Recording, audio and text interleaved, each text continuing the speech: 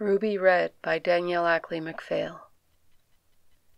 There was blood on the counter, just 3 little drops, bright and deep all at once, startling against the white marble. I ran my fingers through one gleaming half-globe.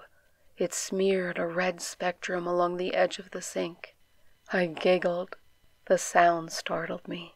It was out of place in the surrounding starkness, slashing a hole in the silence that closed instantly.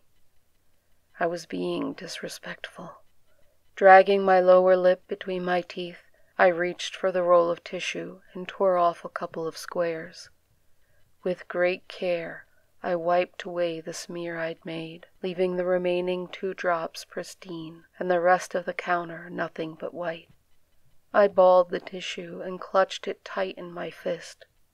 The urge to giggle swept through me once more, and I ground down harder on my lip. The pain was sharp and focusing. It allowed me to fight back the urge. It had been so long since I'd been allowed color. They didn't trust me with color. Things happened. I wrapped my arms tight around my body and stared at the remaining 2 drops, lost myself in the play of light upon the gleaming surfaces. They sparkled like gems. My breath quickened, and I had to tuck my hands beneath my arms to keep them still, to keep them from reaching out and playing with the pretty color. "Red," I whispered. It was no more than a breath, nearly just a thought. I didn't want anyone to hear. They would take the drops away. Red, red like rubies, like poppies under the sun, strawberries dripping with dew. The intensity ran like a wire up my spine. Each word drew it taut, each image sprang into my mind and spawned more. I buried my senses in everything that surfaced. My eyes were dazzled by the glimmer of jewels. My nose filled with the smell of warm flowers.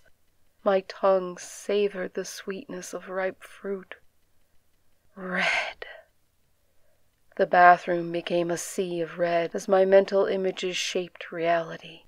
Flower petals scattered over the cool white tile. Ripe fruit crushed beneath my feet as I circled the room. Power swirled around me, brushed my skin, danced among the strands of my hair.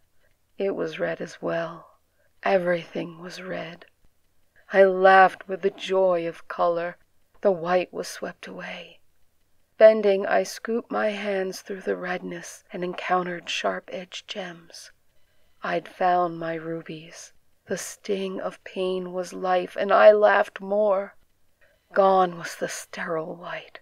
I lifted my arms, pale white skin trailing beads of blood from 100 little nicks. Red, red like blood. The bite of iron overwhelmed my other senses. The smell, the taste, the slick, thick feel of it against my skin. A liquid red tide swept over me, coating the walls and sweeping away fruit and flowers and gems. Red, red like blood, I whispered again, a mere moving of the lips, drowned out by the pulse of the tide. Red swept me away.